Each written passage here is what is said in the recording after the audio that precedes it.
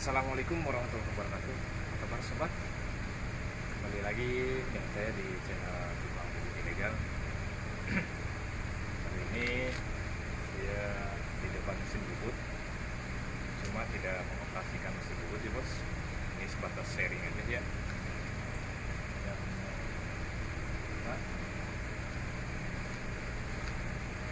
mungkin rekan-rekan ada yang mau buka usaha dengan buka bengkel mesin bubut, atau teman-teman ada yang mau beli mesin bubut,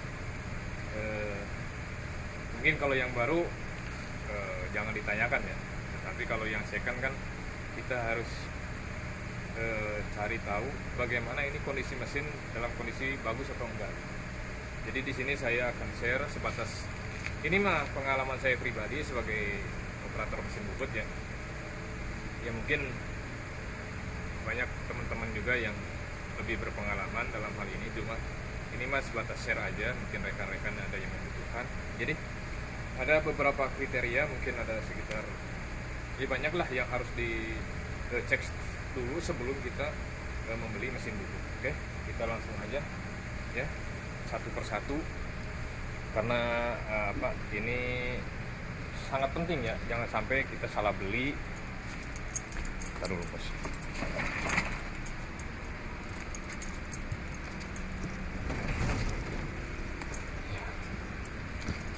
Ini yang paling kalau masalah handle udah otomatis lah, udah semua orang tahu di sini kan. Ini untuk eretan ya, eretan kita cek pasti.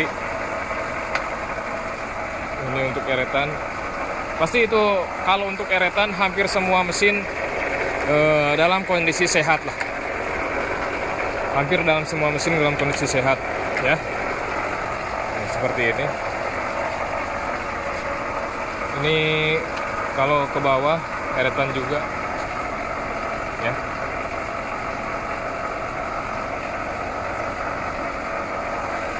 Yang berikutnya mungkin kita masuk ke ini ulir ya, handle ulir apa berfungsi apa enggak gitu ya. Ini udah muter ya, kita tekan ini kan, dia ulir ini majunya cepet ya. Ini cuma sebatas pengecekan awal ya, enggak masuk ke pitch berapa, enggak ya. Oke. Kalau udah ini dalam kondisi oke, langkah selanjutnya mungkin yang harus diperhatikan juga, harus dicek, yaitu coolant. Coolant posisinya di sini ada tulisannya bos ya, Poland. Ini sebatas terserah ya, kadang dipakai atau enggak. Cuma menurut saya ini juga sesuatu yang harus dicek dulu sebelum deal ya. Poland ini.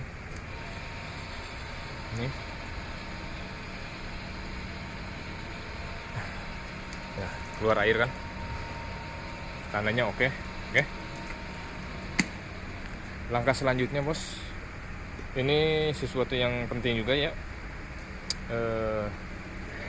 Ini rumah tile ini ya, yang ini kalau yang ono lumayan bagus, cuma yang ini harus dicek dulu ya, sebelum kita beli, dicek dulu ini bos ya. Sama, jangan sampai udah kayak gini ya.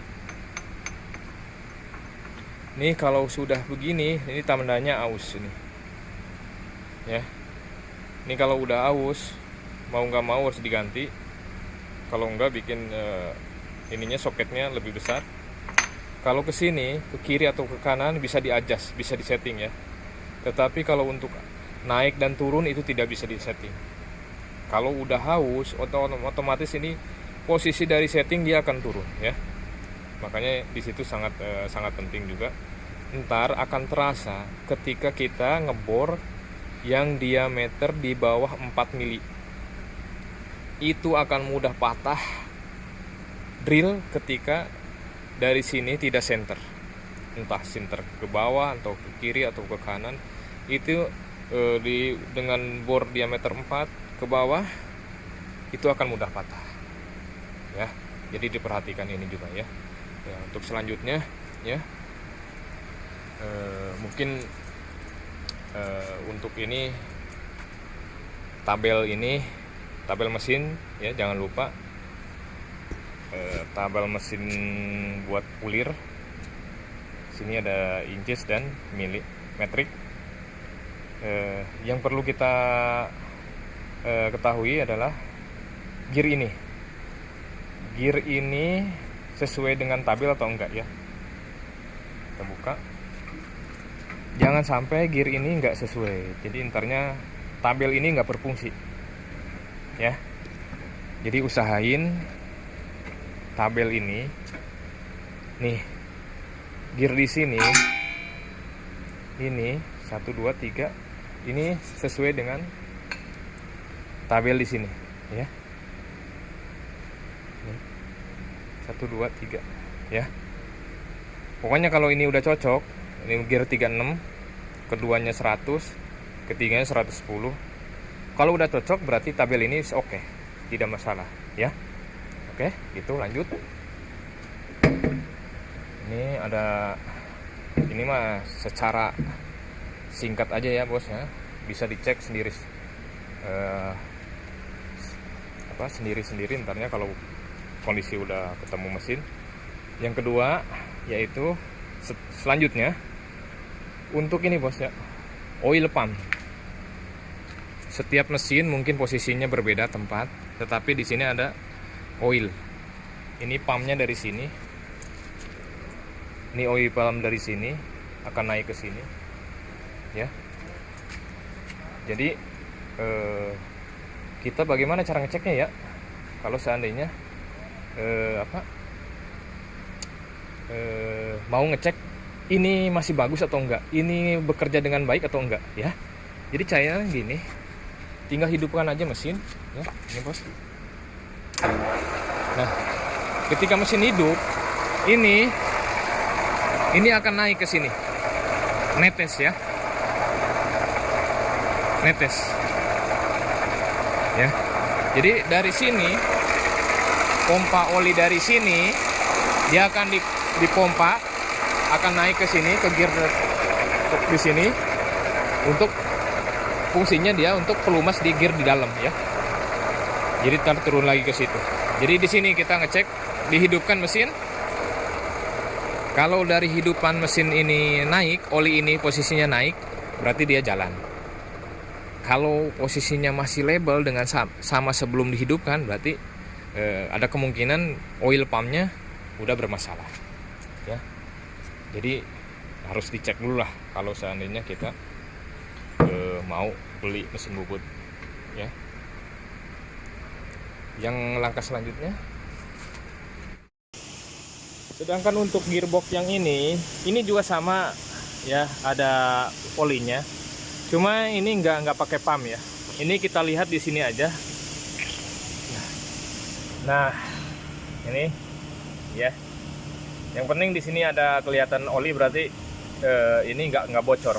Si oli buat gear eretan ini nggak turun, nggak bocor ya. Untuk mungkin kalau untuk ini brake dia ada di sini bos ya. Cuma nggak semua mesin punya brake ya. Itu up to you aja. Tinggal pilih-pilih mau yang pakai brake atau enggak. Pokoknya kalau lihat ini posisinya di sini ya. Ini paling bawah. Kayak semacam biasa aja, kayak mobil kayak gitu ya. Kalau brake mah nggak semuanya. Masalahnya banyak yang ini produk yang nggak pakai brake. Gitu aja ya. Ini tidak kalah penting bos ya. Jangan sampai Anda salah beli. Ini untuk as. Nih. Ini juga harus dicek ya. Tetapi ini ngeceknya jangan di sini. Ya. Ini ngeceknya di bagian ini. Di atas ini. Ya, taruh kita perjelas pakai HP. Nah, untuk as putar buat ulir ini kita ngeceknya di sini ya bos ya. Ingat nih, bandingkan antara ini yang masih asli, kondisinya masih utuh, dengan sebelah sini posisinya di bawah cak. Ini nggak bakalan jauh di bawah cak ya. Nih, ini cak, ini turun ke bawah mungkin antara 100 meteran ya. Di sini akan terasa, akan kelihatan ini ya. Ini belum terlalu parah ya bos ya, belum terlalu parah ini, walaupun pada dasarnya ini udah kena nih ya. Ini aslinya, ini yang udah kena. Kita lihat sebelah sini. Nah, yang ini bos, ini kelihatan banget ya. Ini asli nih, sebelah sini ya asli. Ini ke kanan ini kayak gini. Ini udah aus. Artinya apa? Gear ini aus, baut ini aus. Yang di dalam, yang perempuannya aja, yang posisi sini juga sama udah aus. Ini bahannya dari Kuningan. Itu biasanya ordernya dari langsung company ya. Saya aja ini sampai breakdown nih bos. Ini nggak bisa dioperasikan karena salah satunya yaitu ada kendala. Order langsung dari Korea. Karena ini mesin dari Korea ya. Ini tolong. Ini ketika udah damage, yang ini ketika sudah rusak, udah aus kayak gini. Ini ada satu akan terjadi. Ini posisi pas pengeluaran di sini akan stop sendiri, akan berhenti sendiri kalau udah parah ya. Yang efeknya apa? Kita penguliran mungkin 1-2 thread itu akan rusak. Minim-minimnya seperti itu.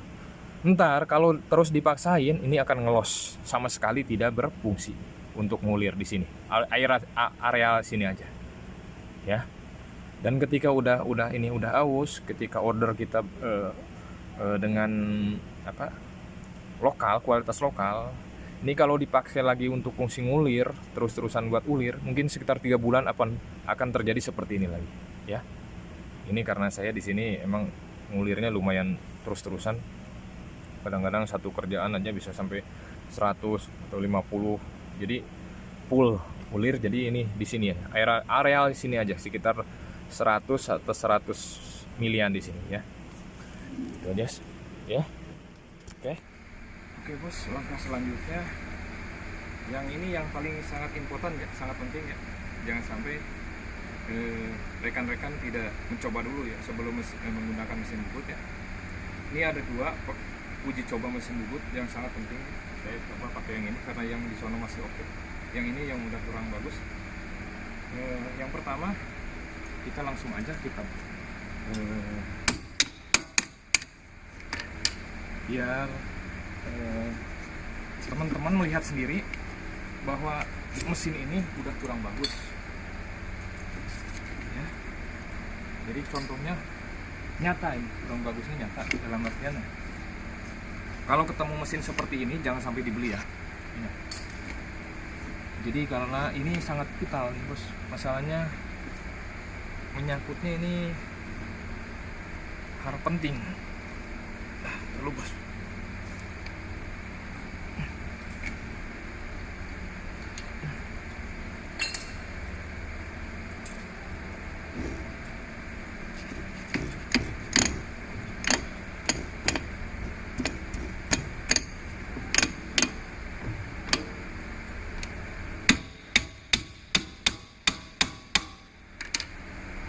kita coba langsung ya.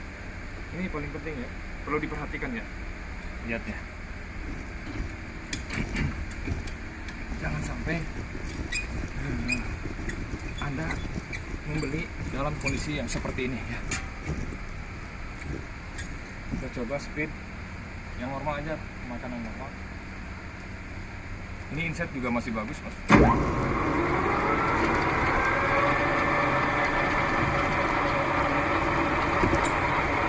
Ini pelan ya segini ya, nggak terlalu cepet ya. Kita coba ini, saya tahu coba makan 4 mili ya.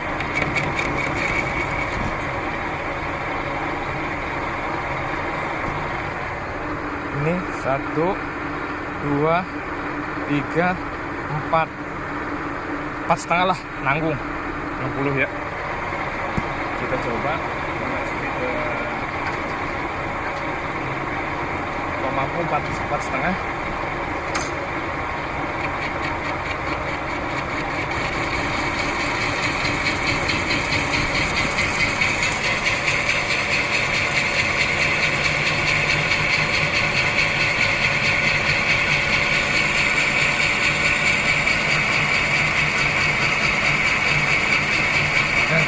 Ini masih mampu ya, 4,5 ya.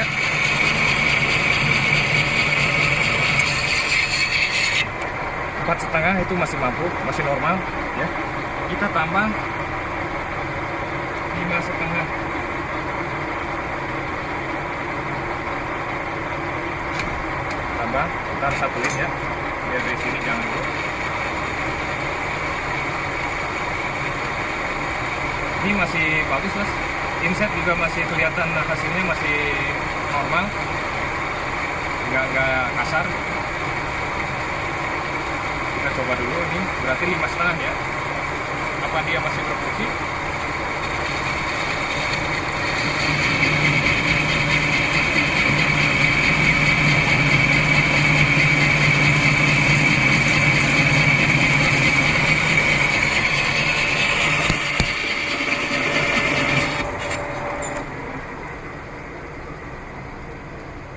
Sorry ya, ini agak susah saya pegang. Ini sampahnya misalnya. Ini dengan cepat, dengan kecepatan seperti ini masih oke. Ini paling pelan misalnya. Kita taikin 1 speed ya, paling pelan ini masalahnya bos.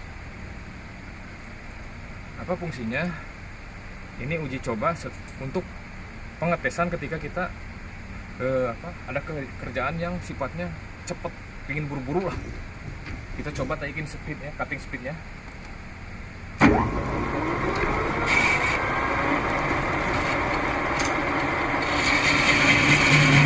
Nah, ini contohnya bisa, contoh nyata apabila kita ini secara normal, cuma cutting speed dinaikkan satu tingkat, itu tidak akan terjadi seperti itu, tidak akan berhenti ya. Kalau mesin motor dinamo spindle ini masih normal, itu tidak akan mungkin terjadi ya. Jadi tolong jangan sampai terjadi seperti itu lah. Ini juga efeknya kan ke inset juga patah maksudnya.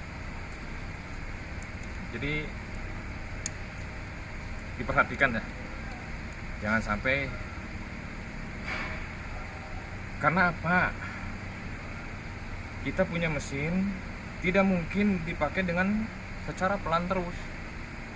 Ada masanya untuk kita kerja cepat. Kerja cepat kalau normal itu antara 5 mili itu masih kuat bos. 5 mili 6 mili masih kuat. Bendanya masalahnya ini pendek. Kalau benda panjang oke getar ya gitu. Jadi diperhatikan ya, jangan sampai terjadi seperti tadi ya. Terus langkah selanjutnya ya gini juga bos, yang terpenting ya, ini mungkin salah satu yang terpenting ya dalam kita membeli mesin bubut. Kita coba ya passing diameter luar kisaran antara 100 lah maksimal, jangan terlalu ini 100 segini. Kita coba, setelah itu kita ukur. Di sini kita ukur diameter ujung berapa, diameter akhir berapa. Ya. Masalahnya itu sangat penting. Ya, ingat. Kalau masih standar, masih stabil ini mesin, ini di sini misalkan ini 200, di dalam pun 200. Kalaupun selisih paling 0,01, 0,02. Ya.